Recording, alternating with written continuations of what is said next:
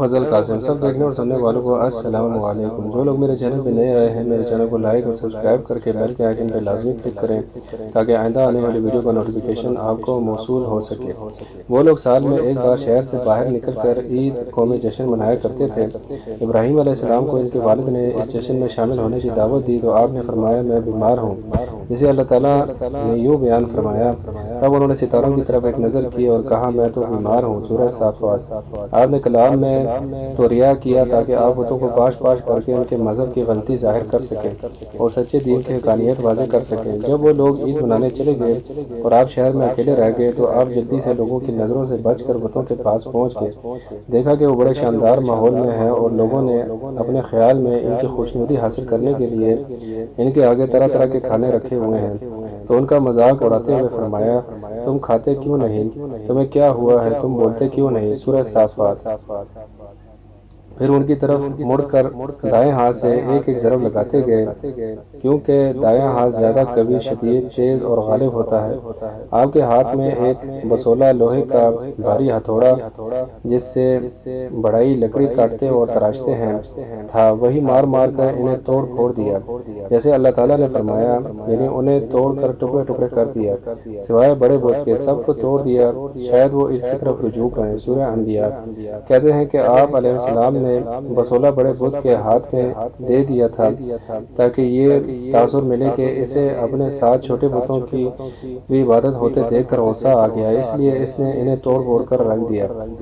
جب لوگ جشن سے فارغ ہو کر واپس آئے اور اپنے معبودوں کی درگت بنی ہوئی دیکھی تب انہوں نے کہا ہمارے معبودوں کے ساتھ یہ معاملہ کس نے کیا؟ سورہ انبیاء۔ اگر ان لوگوں کو عقل ہوتی تو ان کے معبودوں کے ساتھ جو کچھ ہو گیا تھا اس سے انہیں حق کی دلیل سمجھ میں آ جاتی، یعنی اگر یہ بت معبود ہوتے تو کسی بھی بد اندیش کے خلاف اپنا دفاع کرتے، لیکن اپنی جہالت، حماقت، ضلالت اور بیوقوفی کی بنا پر انہوں نے کہا ہمارے معبودوں کے ساتھ یہ معاملہ کس نے کیا؟ کچھ لوگوں نے کہا ہم نے ایک جوان کو ان کا ذکر کرتے ہوئے سنا ہے، اس کو ابراہیم کہتے ہیں۔ سورہ انبیاء۔ یعنی وہ ان کے عیب بیان کرتا ہے، ان کی تحقیر و تذلیل کرتا ہے، اسی نے پیچھے رہ کر انہیں توڑا ہے۔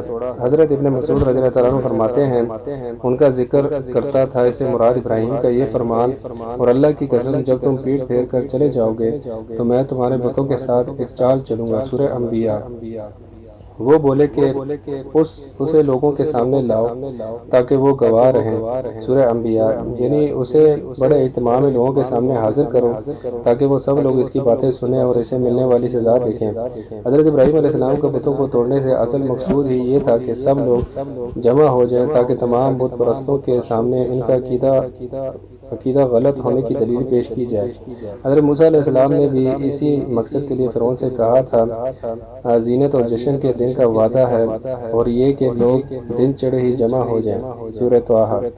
قوم کا رد عمل اور ابراہیم علیہ السلام کا جواب۔ جب سب لوگ جمع ہوئے اور ابراہیم علیہ السلام کو بھی مجمع عام میں لے آئے تو انہوں نے بات شروع کی اور کہا اے ابراہیم ہمارے معبودوں کے ساتھ یہ کام بھلا تم نے کیا ہے؟ ابراہیم نے کہا نہیں، بلکہ یہ ان کے اس بڑے بت نے کیا ہوگا، اگر یہ بولتے ہیں تو ان سے پوچھ لو۔ سورہ انبیاء۔ اس کا مطلب یہ بھی بیان کیا گیا ہے کہ اس نے مجھے ان کے توڑنے پر آمادہ کیا۔ اس کلام میں تغریض تھی۔ اصل میں ابراہیم علیہ السلام لوگوں کی توجہ اسی حقیقت کی طرف مبذول کروانا چاہتے تھے کہ ان کے معبود تو بولنے سے بھی قاصر ہیں، اس لیے انہیں تسلیم کر لینا چاہیے کہ یہ محض عام پتھروں جیسے پتھر ہی ہیں اور کچھ نہیں۔ انہوں نے اپنے دل میں غور کیا تو آپس میں کہنے لگے بے شک تم ہی بے انصاف ہو، یعنی وہ اپنے آپ کو ملامت کرنے لگے اور انہوں نے کہا تم نے خود ہی یہ غلطی کی کہ ان کے پاس کوئی چوکیدار یا محافظ نہ چھوڑا۔ سورہ انبیاء۔ تب انہوں نے سر جھکا لیے۔ قتادہ رحمۃ اللہ علیہ نے فرمایا یعنی وہ حیرت زدہ رہ گئے کہ کیا جواب دیں، اور انہوں نے شرم سے سر جھکا لیے اور بولے تم جانتے ہو یہ بولتے نہیں، یعنی ابراہیم آپ کو معلوم ہے کہ یہ مجسمے باتیں نہیں کرتے، پھر آپ ہمیں کیوں کہتے ہیں کہ ان سے پوچھ لو؟ تب حضرت خلیل علیہ السلام نے فرمایا پھر تم اللہ کو چھوڑ کر ایسی چیزوں کو کیوں پوچھتے ہو جو تمہیں نہ کچھ فائدہ دے سکے اور نہ نقصان پہنچا سکے؟ تف ہے تم پر، اور جن کو تم اللہ کے سوا پوچھتے ہو ان پر بھی کیا تم عقل نہیں رکھتے؟ سورہ انبیاء۔ دوسرے مقام پر اللہ تعالیٰ نے فرمایا تو وہ لوگ ان کے پاس دوڑتے ہوئے آئے۔ سورہ صافات۔ مجاہد رحمۃ اللہ علیہ نے فرمایا یعنی وہ وہ تیزی سے آگ کی طرف گر پڑے۔ آپ نے فرمایا کیا تم ایسی چیزوں کو پوجتے ہو جن کو خود تراشتے ہو؟ یعنی تم ان بتوں کی پوجا کیوں کرتے ہو جنہیں تم خود لکڑی اور پتھر سے تراش کر اپنی مرضی کے مطابق ان کی شکل بناتے ہو؟ حالانکہ تم کو اور جو تم بناتے ہو اس کو اللہ نے ہی نے پیدا کیا ہے۔ سورہ صافات۔ اس آیت مبارکہ میں ماں کو مصدر یہ قرار دے کر اس طرح بھی ترجمہ کیا جا سکتا ہے، اللہ نے تمہیں اور تمہارے اعمال کو پیدا کیا ہے، اور ماں کو الذی کے معنی میں اسم موصول قرار دے کر اس طرح بھی ترجمہ کیا جا سکتا ہے، اللہ نے تمہیں بھی پیدا کیا ہے اور کچھ تم بناتے ہو، یعنی انہیں بھی پیدا کیا ہے۔ دونوں صورتوں میں یہی مفہوم حاصل ہوتا ہے کہ تم بھی مخلوق ہو اور یہ بت بھی مخلوق ہے، پھر ایک مخلوق دوسرے مخلوق کی عبادت کیوں کرے؟ اگر تمہارا انہیں پوجنا درست ہے تو یہ بھی درست ہونا چاہیے کہ وہ تمہیں پوجیں، کیونکہ مخلوق ہونے کے لحاظ سے دونوں برابر ہیں، لہٰذا یہ دونوں باتیں برابر غلط ہیں۔ عبادت صرف اسی خالق کی واجب ہے جس کا کوئی شریک نہیں۔ حضرت ابراہیم علیہ السلام قوم نے جب لاجواب ہونے پر وہی رویہ اپنایا جو سرکش اور متکبر شکست کھانے پر اپناتا ہے، لہٰذا مشرک قوم نے حضرت ابراہیم علیہ السلام کو نشان عبرت بنانے کا پروگرام بنایا۔ اللہ تعالیٰ نے ان کی بری چال کا ذکر کرتے ہوئے فرمایا، وہ کہنے لگے کہ اس کے لیے ایک عمارت بناؤ، پھر اس کو آگ کے ڈھیر میں ڈال دو۔ غرض انہوں نے اس کے ساتھ ایک چال چلنی چاہی اور ہم نے انہیں ہی زیر کر دیا۔ سورہ صافات۔ جب وہ لوگ بحث و مناظرہ کے میدان میں شکست کھا گئے اور ان کے پاس کوئی دلیل باقی رہی نہ شبہ جسے دلیل کا رنگ دے کر پیش کیا جا سکے، تو انہوں نے حماقت اور سرکشی پر مبنی اپنے مذہب کی تائید کے لیے قوم اور اقتدار کو استعمال کرنے کا فیصلہ کر لیا، لیکن اللہ تعالیٰ نے اپنی خاص تدبیر سے دین حق کو غالب کر کے اپنی برہان کو پختہ ثابت کر دیا۔ جیسے کہ ارشاد ہے، تب وہ کہنے لگے کہ اگر تمہیں اس سے اپنے معبود کا انتقام لینا ہے، کچھ کرنا ہے تو اس کو جلا دو اور اپنے معبودوں کی مدد کرو۔ ہم نے حکم دیا، اے آگ سرد ہو جا اور ابراہیم پر موجب سلامتی بن جا۔ ان لوگوں نے تو ان ابراہیم کا برا چاہا تھا مگر ہم نے انہی کو نقصان میں ڈال دیا۔ سورہ انبیاء۔ واقعہ یوں ہوا کہ انہوں نے ہر ممکن جگہ سے ایندھن جمع کرنا شروع کر دیا اور ایک مدت تک اکٹھا کرتے رہے۔ نوبت یہاں تک پہنچ گئی کہ اگر کوئی عورت بیمار ہوتی تو یہی نظر مانتی کہ اگر مجھے شفا ہو گئی تو ابراہیم کو نظر آتش کرنے کے لیے اتنا ایندھن دوں گی۔ پھر انہوں نے ایک وسیع ہموار جگہ میں وہ تمام ایندھن رکھ کر اسے آگ لگا دی۔ آگ روشن ہوئی، بھڑکی اور اس کے شعلے بلند ہو گئے۔ اس سے اتنی بڑی بڑی چنگاریاں اڑنے لگیں جو اس سے پہلے کبھی کسی نے نہیں دیکھی تھی۔ تب انہوں نے ابراہیم علیہ السلام کو ایک منجیک میں رکھا جو ہیزن نام کے ایک کردی آدمی نے بنائی تھی۔ یہ آلہ سب سے پہلے اسی شخص نے بنایا تھا۔ اللہ تعالیٰ نے اسے زمین میں دھسا دیا، وہ قیامت تک دھستا چلا جائے گا۔ پھر لوگوں نے آپ کو پکڑ کر باندھ دیا اور مشقیں کس دیں۔ اس وقت آپ یہ فرما رہے تھے، لا الہ الا انت سبحانک رب العالمین لک الحمد ولک الملک لا شریک لک۔ اے اللہ، تیرے سوا کوئی معبود نہیں، تو پاک ہے، جہانوں کے مالک، تیری ہی تعریف ہے، تیری ہی بادشاہی ہے اور تیرا کوئی شریک نہیں۔ جب حضرت ابراہیم علیہ السلام کو ہاتھ پاؤں باندھ کر منجنیق میں رکھا گیا اور اس کے ذریعے سے آگ میں پھینکا گیا تو آپ فرما رہے تھے، حسبنا اللہ و نعم الوکیل، ہمیں اللہ کافی ہے اور وہ اچھا کارساز ہے۔ صحیح بخاری میں حضرت عبداللہ بن عباس رضی اللہ عنہ سے روایت ہے، انہوں نے فرمایا، یہ بات ابراہیم علیہ السلام نے اس وقت فرمائی تھی جب انہیں آگ میں پھینکا گیا، اور حضرت محمد صلی اللہ علیہ وسلم نے اس وقت فرمائی جب آپ کو بتایا گیا کہ کفار نے تمہارے مقابلے کے لیے لشکر کثیر جمع کیا ہے، سو ان سے ڈرو تو ان کا ایمان اور زیادہ ہوگا، اور کہنے لگے کہ ہم کو اللہ کافی ہے اور بہت اچھا کارساز ہے۔ پھر وہ اللہ کی نعمتوں اور اس کے فضل کے ساتھ خوش و خرم واپس آئے، ان کو کسی طرح کا ضرر نہ پہنچا۔ سورہ ال عمران۔ بعض علماء نے ذکر کیا ہے کہ جب ابراہیم علیہ السلام ہوا میں تھے تو جبرائیل علیہ السلام ظاہر ہوئے اور فرمایا، ابراہیم آپ کی کوئی حاجت؟ انہوں نے کہا، آپ سے تو کوئی کام نہیں۔ حضرت ابن عباس رضی اللہ عنہ اور حضرت سعید بن جبیر رحمۃ اللہ علیہ سے روایت ہے کہ بارش کا فرشتہ کہنے لگا مجھے کب حکم دیا جائے گا کہ میں بارش برسا دوں، لیکن اللہ کا حکم اس سے بھی پہلے پورا ہو گیا۔ ارشاد باری تعالیٰ ہے ہم نے حکم دیا کہ اے آگ سرد ہو جا اور ابراہیم پر موجب سلامتی بن جا۔ سورہ انبیاء۔ حضرت علی رضی اللہ تعالیٰ عنہ کا کہنا ہے کہ سلام کا مطلب ہے کہ آپ کو تکلیف نہ پہنچائے۔ حضرت ابن عباس رضی اللہ تعالیٰ عنہ اور ابو عالیہ رحمۃ اللہ علیہ نے فرمایا اگر اللہ تعالیٰ یہ نہ فرماتا سلام علی ابراہیم، ابراہیم پر سلامتی والی ہو جا، تو آگ اتنی ٹھنڈی ہو جاتی کہ آپ کو اس کی ٹھنڈک سے تکلیف محسوس ہوتی۔ حضرت کعب حبار رحمۃ اللہ علیہ فرماتے ہیں کہ اس دن پوری زمین کے باشندے آگ سے فائدہ نہ اٹھا سکے اور آگ نے حضرت ابراہیم علیہ السلام کی صرف وہ رسیاں جلائیں جن سے وہ باندھے گئے تھے۔ منہال بن عمرو رحمۃ اللہ علیہ سے روایت ہے کہ حضرت ابراہیم علیہ السلام نے فرمایا میری زندگی میں کوئی دن اور رات وہاں گزرے ہوئے ایام سے زیادہ خوشگوار نہیں گزری۔ کفار نے حضرت ابراہیم علیہ السلام پر فتح پانا چاہی لیکن انہیں شکست ہوئی، انہوں نے بلند ہونا چاہا لیکن پستی نصیب ہوئی، انہوں نے غالب آنا چاہا لیکن مغلوب ہوئے، جیسا کہ ارشاد باری تعالیٰ ہے اور ان لوگوں نے تو ابراہیم کا برا چاہا تھا مگر ہم نے انہی کو نقصان میں ڈال دیا۔ سورہ انبیاء۔ دوسرے مقام پر فرمایا انہوں نے ابراہیم کے ساتھ چال چلنا چاہی مگر ہم نے انہی کو زیر کر دیا، انہیں دنیا میں خسارہ اور پستی نصیب ہوئی، آخرت میں انہیں جہنم کی آگ نصیب ہوگی جس میں کوئی ٹھنڈک اور سلامتی نہیں، انہیں وہاں سلام بھی نہیں کہا جائے گا بلکہ اس کی وہ کیفیت ہے جو اللہ تعالیٰ نے ان الفاظ میں بیان فرمائی، اور دوزخ ٹھہرنے اور رہنے کی بہت بری جگہ ہے۔ حضرت ام شریک رضی اللہ عنہا سے روایت ہے کہ رسول اللہ صلی اللہ علیہ وسلم نے چھپکلی کو قتل کرنے کا حکم دیا اور فرمایا وہ ابراہیم علیہ السلام کے آگ میں پھونکے مارتی تھی۔ ام المومنین سیدہ عائشہ رضی اللہ عنہا سے روایت ہے کہ رسول اللہ صلی اللہ علیہ وسلم نے فرمایا چھپکلی کو قتل کر دیا کرو، وہ ابراہیم علیہ السلام کی آگ میں اسے تیز کرنے کے لیے پھونکے مارتی تھی، چنانچہ حضرت عائشہ رضی اللہ عنہا نے مار دیا کرتی تھی۔ حضرت نافع رحمۃ اللہ علیہ سے روایت ہے کہ ایک عورت ام المومنین عائشہ رضی اللہ عنہا کی خدمت میں حاضر ہوئی، دیکھا کہ ایک نیزہ موجود ہے، اس نے کہا یہ نیزہ کس لیے ہے؟ فرمایا ہم اس کے ساتھ چھپکلیوں کو مارا کرتے ہیں۔ پھر انہوں نے رسول اللہ صلی اللہ علیہ وسلم کا ارشاد سنایا کہ جب ابراہیم علیہ السلام کو آگ میں ڈالا گیا تو تمام جانور آگ بجھانے کی کوشش کرنے لگے سوائے چھپکلی کے جو پھونکے مار کر آگ سلگانے لگی تھی۔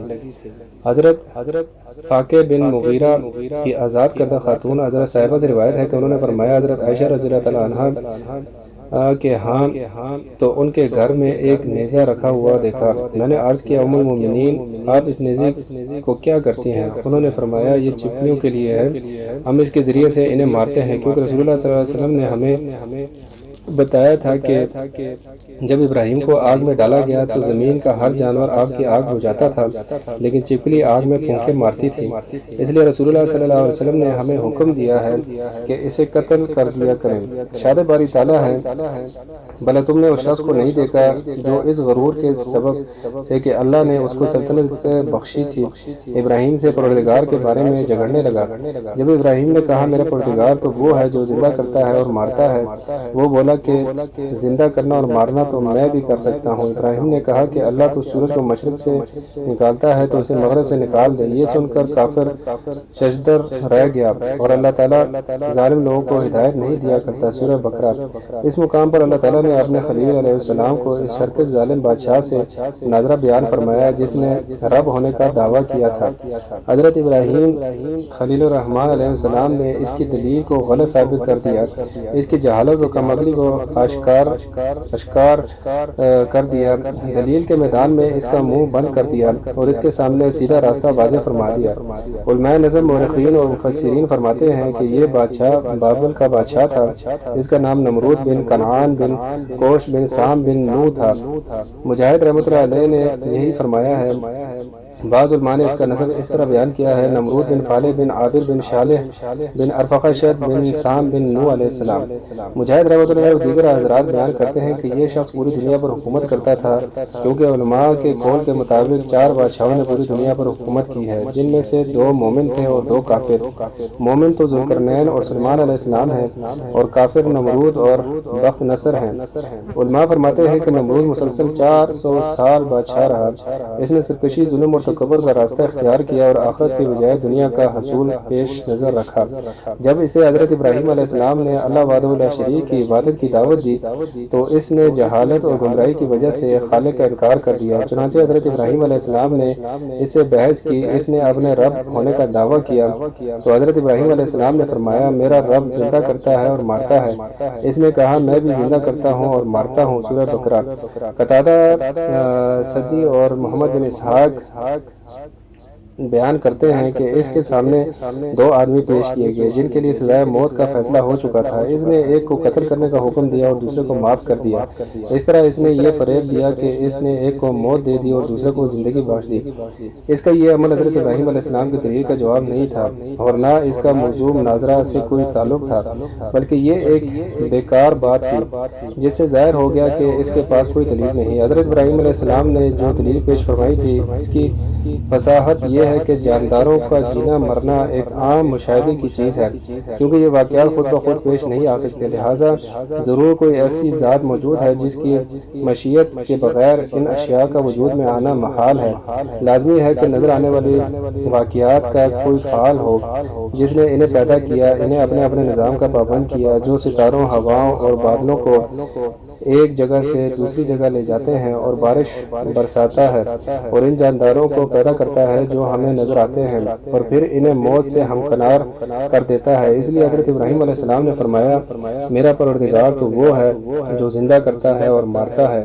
اس جاہل بادشاہ نے جو کہا ہے میں بھی زندہ کر سکتا ہوں اور مار سکتا ہوں، اگر اس کا یہ مطلب ہے کہ یہ نظر آنے والے کام اس کے کنٹرول میں ہے تو سراسر ضد اور ہٹ دھرمی کا اظہار ہے، اور اگر وہ مطلب ہے جو قتادہ سدی اور محمد بن اسحاق رحمۃ اللہ علیہ نے بیان کیا ہے تو اس کا ابراہیم علیہ السلام کی پیش کردہ دلیل سے کوئی تعلق ہی نہیں۔ اس نے نہ تو مقدمے کو غلط ثابت کیا اور نہ دلیل کے مقابل دلیل پیش کی، کیونکہ بحث میں اس کی شکست کا یہ پہلو ایسا ہے جو حاضرین یا دوسرے لوگوں سے بہت سے افراد کی سمجھ میں آنے والا نہیں تھا۔ اس لیے حضرت ابراہیم علیہ السلام نے ایک اور دلیل پیش کر دی جس سے نہایت واضح طور پر خالق کا وجود اور نمرود کے دعوے کا بطلان ثابت ہوتا تھا۔ اس کی وجہ سے اسے سب کے سامنے لاجواب اور خاموش ہونا پڑا۔ ارشاد باری تعالیٰ ہے ابراہیم علیہ السلام نے کہا کہ اللہ تو وہ ہے جو سورج کو مشرق سے نکالتا ہے، لہٰذا تو اسے مغرب سے نکال دے۔ سورہ بقرہ۔ یعنی یہ مسخر سورج روزانہ مشرق سے نکلتا ہے جیسے اسے پیدا کرنے والے اور چلانے والے نے مقرر کر رکھا ہے۔ اگر تو ہی زندگی اور موت کا مالک ہے جیسے کہ تیرا دعویٰ ہے کہ تو زندہ کرتا ہے اور موت دیتا ہے، تو سورج کو مغرب سے لے آ، کیونکہ جس کے ہاتھ میں زندگی اور موت کا اختیار ہو وہ جو چاہتا ہے کر سکتا ہے، اسے نہ منع کیا جا سکتا ہے نہ مغلوب کیا جا سکتا ہے، بلکہ وہ ہر چیز پر غالب ہوتا ہے اور ہر چیز کے حکم کی پابند ہوتی ہے۔ اگر تیرا دعویٰ سچا ہے تو یہ کام کر ورنہ ثابت ہو جائے گا کہ تیرا دعویٰ غلط ہے۔ حقیقت یہ ہے کہ تجھے معلوم ہے اور ہر شخص جانتا ہے کہ تو یہ کام نہیں کر سکتا، تو اس قدر عاجز ہے کہ ایک مچھر بھی پیدا نہیں کر سکتا۔ اس طرح حضرت ابراہیم علیہ السلام نے اس کا جاہل اور عاجز ہونا واضح فرما دیا، لہٰذا اس کے پاس جواب میں کہنے کو کچھ نہ رہا، اس کا منہ بند ہو گیا۔ اس لیے اللہ تعالیٰ نے فرمایا یہ سن کر کافر ششدر رہ گیا اور اللہ بے انصافوں کو ہدایت نہیں دیا کرتا۔ سورہ بقرہ۔ سدی نے ذکر کیا ہے کہ ابراہیم علیہ السلام اور نمرود کے درمیان یہ مناظرہ اس دن ہوا جس دن وہ آگ سے نکلے، اس سے پہلے ان کا آمنا سامنا نہیں ہوا تھا۔ جس دن وہ اکٹھے ہوئے اس دن یہ مناظرہ واقع ہوا۔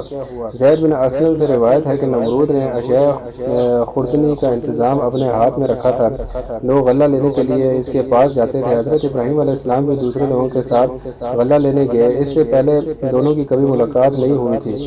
اس وقت ان کے درمیان یہ مناظرہ ہو گیا، اس نے حضرت ابراہیم علیہ السلام کو غلہ دینے سے انکار کر دیا۔ آپ اس کے پاس سے آئے تو آپ کے پاس غلہ نہیں تھا۔ جب آپ گھر کے قریب پہنچے تو دونوں بورے مٹی سے بھر لیے اور دل میں سوچا کہ جب میں گھر پہنچوں گا تو گھر والے مطمئن ہو جائیں گے۔ گھر پہنچ کر انہوں نے بورے اتارے اور خود سو گئے۔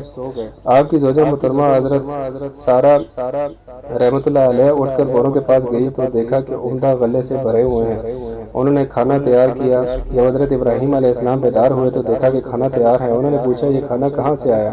زوجہ محترمہ نے فرمایا جو آپ لائے تھے اسی سے تیار کیا ہے۔ آپ سمجھ گئے کہ یہ اللہ تعالیٰ نے معجزہ اور ذہانہ طور پر عطا فرمایا ہے۔ زید بن اسلم نے فرمایا اللہ تعالیٰ نے اس ظالم بادشاہ کے پاس ایک فرشتہ بھیجا جس نے اسے اللہ پر ایمان لانے کو کہا، اس نے انکار کر دیا۔ اس نے دوبارہ ایمان کی دعوت دی، اس نے پھر انکار کر دیا۔ اس نے تیسری بار ایمان کی دعوت دی تو اس نے پھر انکار کیا اور کہا تو اپنے لشکر جمع کرنے، میں اپنے لشکر جمع کرتا ہوں۔ طلوع آفتاب کے وقت نمرود نے اپنی تمام فوجیں جمع کر لی۔ اللہ تعالیٰ نے اتنے مچھر بھیج دیے کہ سورج ان کی اوٹ میں چھپ گیا۔ اللہ نے لشکر والوں پر مچھر مسلط کر دیے، انہوں نے ان کا گوشت اس طرح کھا لیا کہ صرف ہڈیاں باقی رہ گئیں۔ ایک مچھر بادشاہ کی ناک میں داخل ہو گیا۔ اللہ نے اس کے ذریعے سے اسے 400 سال عذاب میں مبتلا رکھا، چنانچہ اس کے سر پر ہتھوڑے مارے جاتے تھے حتیٰ کہ وہ اللہ کے حکم سے ہلاک ہو گیا۔ حضرت ابراہیم علیہ السلام نے جب قوم کی ہٹ درمی، انکار اور کفر پر اصرار دیکھا تو نا امید ہو کر ہجرت کا ارادہ فرما لیا۔ ارشاد باری تعالیٰ ہے بس ان پر ایک لوط ایمان لائے اور ابراہیم کہنے لگے کہ میں اپنے پروردگار کی طرف ہجرت کرنے والا ہوں، بے شک وہ غالب حکمت والا ہے، اور ہم نے ان کو اسحاق اور یعقوب عطا کیے اور ان کی اولاد میں پیغمبری اور کتاب مقرر کر دی، اور ان کو دنیا میں اس کا صلہ عطا کیا اور وہ آخرت میں بھی نیک لوگوں میں ہوں گے۔ مزید ارشاد فرمایا اور ابراہیم اور لوط کو اس زمین کی طرف بچا نکالا جس میں ہم نے جہان والوں کے لیے برکت رکھی ہے، اور ہم نے ابراہیم کو اسحاق عطا کیے اور مزید برآں یعقوب بھی، اور سب کو نیک بخت کیا اور ان کو پیشوا بنایا کہ ہمارے حکم سے ہدایت کرتے تھے، اور ان کو نیک کام کرنے اور نماز قائم کرنے اور زکوٰۃ دینے کا حکم بھیجا اور ہماری عبادت کیا کرتے تھے۔ سورہ انبیاء۔ حضرت ابراہیم علیہ السلام نے اللہ کی رضا کے لیے اپنی قوم سے جدائی اختیار کر لی اور ان کے ملک سے ہجرت فرما لی۔ آپ کی زوجہ محترمہ کی اولاد نہیں ہوئی، اس لیے آپ کی کوئی اولاد نہیں تھی، بلکہ آپ کے ساتھ آپ کے بھتیجے حضرت لوط بن حاران بن آزر تھے۔ بعد میں اللہ تعالیٰ نے آپ کو بھی نیک اولاد عطا فرمائی اور نبوت اور کتاب آپ کی نسل میں مقرر فرما دی، یعنی آپ کے بعد مبعوث ہونے والا ہر نبی آپ ہی کی اولاد سے تھا، اور آپ کے بعد نازل ہونے والی ہر کتاب آپ کی نسل کے کسی فرد ہی پر نازل ہوئی۔ یہ آپ کو اللہ تعالیٰ کی طرف سے انعام ملا کیونکہ آپ نے اس کی رضا کے لیے اپنے وطن، خاندان اور قبیلے کو چھوڑ دیا تھا اور ہجرت کر کے اس مقام پر تشریف لے گئے تھے جہاں آپ اپنے رب کی عبادت کر سکتے تھے اور لوگوں کو اس کی طرف بلا سکتے تھے۔ حضرت ابراہیم علیہ السلام ہجرت کر کے جس علاقے میں گئے وہ شام کا ملک تھا۔ اس کے بارے میں اللہ تعالیٰ نے فرمایا اس زمین کی طرف نکالا جس میں ہم نے جہان والوں کے لیے برکت رکھی ہے۔ حضرت ابی بن کعب رضی اللہ عنہ، ابو عالیہ قتادہ رحمۃ اللہ علیہ اور دیگر حضرات نے یہی فرمایا ہے، جبکہ حضرت عبداللہ بن عباس رضی اللہ عنہ کی رائے یہ ہے کہ برکت والی زمین سے مراد مکہ مکرمہ ہے، کیونکہ اللہ تعالیٰ کا ارشاد ہے پہلا گھر جو لوگوں کی عبادت کرنے کے لیے مقرر کیا گیا تھا وہی ہے جو مکے میں ہے، بابرکت اور جہان والوں کے لیے موجب ہدایت ہے۔ سورہ ال عمران۔ ظالم بادشاہ کے شہر میں حضرت ابو ہریرہ رضی اللہ عنہ سے روایت ہے، انہوں نے فرمایا ابراہیم نے 3 مواقع کے سوا کبھی جھوٹ نہیں کہا، ان میں سے 2 اللہ کے لیے تھے جن سے اللہ کے دین یعنی توحید کی حقانیت ثابت کرنا مقصود تھا، ایک آپ کا یہ فرمانا میں بیمار ہوں، اور یہ فرمانا یہ کام ان کے اس بڑے سردار بت نے کیا ہے۔ تیسرا واقعہ یہ ہے کہ ایک دن ابراہیم علیہ السلام اور سارہ علیہ السلام سفر میں تھے کہ ایک ظالم بادشاہ کے شہر مصر سے گزر ہوا، اسے بتایا گیا یہاں ایک مردہ آیا ہے، ایک مرد آیا ہے جس کے ساتھ ایک حسین ترین خاتون ہے، اس نے آپ کو بلا بھیجا اور پوچھا یہ عورت کون ہے؟ آپ نے فرمایا میری بہن ہے۔ آپ نے سارہ علیہ السلام کے پاس جا کر فرمایا سارہ، روئے زمین پر میرے اور تیرے سوا کوئی مومن موجود نہیں، اس نے مجھ سے پوچھا تھا تو میں نے اسے بتایا ہے کہ تو میری بہن ہے، اب میری بات جھٹلا نہ دینا۔ بادشاہ نے سارہ علیہ السلام کو طلب کر لیا، جب آپ اس کے سامنے پیش ہوئے تو اس نے ہاتھ بڑھا کر آپ کو چھونا چاہا تو اسے پکڑ لیا گیا، یعنی حرکت نہ کر سکا۔ اس نے کہا میرے لیے اللہ سے دعا کر، میں تجھے تکلیف نہیں پہنچاؤں گا۔ انہوں نے دعا کی تو وہ ٹھیک ہو گیا۔ اس نے پھر آپ کو چھونا چاہا تو پہلے سے زیادہ سخت گرفت میں آ گیا۔ اس نے پھر کہا میرے لیے اللہ سے دعا کیجیے، میں آپ کو تنگ نہیں کروں گا۔ آپ نے دعا کی تو وہ ٹھیک ہو گیا۔ تب اس نے اپنے ایک دربان کو بلا کر کہا تم میرے پاس کوئی انسان نہیں لائے، تم تو کوئی جن پکڑ لائے ہو۔ اس نے ان کی خدمت کے لیے حضرت ہاجرہ علیہ السلام کو پیش کیا۔ جب سیدہ سارہ علیہ السلام واپس آئی تو حضرت ابراہیم علیہ السلام کھڑے نماز پڑھ رہے تھے۔ انہوں نے اشارے سے پوچھا کیا ہوا؟ حضرت سارہ علیہ السلام نے فرمایا اللہ تعالیٰ نے کافر کی سازش کو ناکام کر دیا اور خدمت کے لیے ہاجرہ علیہ السلام دے دی۔ حضرت ابو ہریرہ رضی اللہ عنہ نے فرمایا اے آسمان کے پانی جیسی پاک باز ماؤں اور باپوں کی اولاد اہل عرب، یہ عظیم ہستی تمہاری والدہ محترمہ ہے۔ حضرت ابو ہریرہ رضی اللہ عنہ سے روایت ہے کہ رسول اللہ صلی اللہ علیہ وآلہ وسلم نے فرمایا ابراہیم علیہ السلام نے 3 مواقع کے سوا کبھی جھوٹ نہیں بولا۔ ایک جب انہیں بتوں کی طرف بلایا گیا تو انہوں نے فرمایا میں بیمار ہوں، اور یہ فرمانا یہ کام ان کے اس بڑے نہ کیا، اور سارہ علیہ السلام کے بارے میں فرمایا یہ میری بہن ہے۔ واقعہ اسی طرح ہے کہ حضرت ابراہیم علیہ السلام ایک شہر مصر میں داخل ہوئے جہاں ایک ظالم بادشاہ حکمران تھے۔ اسے بتایا گیا کہ آج رات ابراہیم علیہ السلام ایک خاتون کے ساتھ آئے ہیں جو حسین ترین افراد میں سے ہے۔ بادشاہ نے بلا بھیجا اور کہا تمہارے ساتھ یہ عورت کون ہے؟ انہوں نے فرمایا میری بہن ہے۔ اس نے کہا اسے میرے پاس بھیج دو۔ آپ نے انہیں بھیج دیا اور فرمایا میری بات کی تکذیب نہ کرنا، میں نے اسے بتایا ہے کہ تم میری بہن ہو۔ حقیقت یہ ہے کہ زمین میں پر ہم دونوں کے سوا کوئی مومن موجود نہیں۔ جب سارہ علیہ السلام بادشاہ کے پاس پہنچی تو وہ آپ کی طرف بڑھا۔ آپ نے وضو کر کے نماز پڑھی اور دعا کرتے ہوئے کہا یا اللہ تجھے معلوم ہے کہ میں تجھ سے پر اور تیرے رسول پر ایمان لائی ہوں، اور اپنے جسم کو اپنے خاوند کے سوا ہر ایک سے محفوظ رکھا ہے۔ آپ اس کافر کو مجھ پر مسلط نہ فرمانا۔ بادشاہ کی سانس بند ہو گئی حتیٰ کہ وہ پاؤں مارنے لگا۔ حضرت ابو ہریرہ رضی اللہ عنہ فرماتے ہیں کہ حضرت سارہ علیہ السلام نے فرمایا یا اللہ اگر یہ مر گیا تو لوگ کہیں گے اس نے اسے قتل کر دیا ہے، تب وہ اسے عذاب سے چھوٹ گیا۔ اس کے بعد وہ دوبارہ آپ کی طرف بڑھا۔ آپ نے پھر وضو کر کے نماز پڑھی اور کہا یا اللہ تجھے معلوم ہے کہ میں تجھ پر اور تیرے رسول پر ایمان لائی ہوں، اور اپنے جسم کو اپنے خاوند کے سوا ہر ایک سے محفوظ رکھا ہے۔ اس کافر کو مجھ پر مسلط نہ فرمانا۔ بادشاہ کی سانس بند ہو گئی حتیٰ کہ وہ ہاتھ پاؤں مارنے لگا۔ سارہ علیہ السلام نے فرمایا یا اللہ اگر یہ مر گیا تو لوگ کہیں گے کہ اس نے اسے قتل کر دیا، تب وہ چھوٹ گیا۔ تیسری یا چوتھی بار اس نے درباران سے کہا تم نے میرے پاس کوئی شیطان جن بھیج دیا ہے، اسے واپس ابراہیم کے پاس پہنچا دو اور اسے ہاجرہ علیہ السلام دے دو۔ سارہ علیہ السلام واپس آ کے حضرت ابراہیم علیہ السلام سے فرمایا اللہ نے کافروں کی تدبیر کو ناکام بنا دیا اور خدمت کے لیے ایک لڑکی دے دی۔ حدیث میں جو فرمایا گیا وہ میری بہن ہے، اس سے مراد دین کے لحاظ سے بہن ہے۔ اور ابراہیم علیہ السلام نے فرمایا روئے زمین پر میرے اور تیرے سوا کوئی مومن موجود نہیں۔ اس کا مطلب یہ ہے کہ کوئی مومن میاں بیوی موجود نہیں۔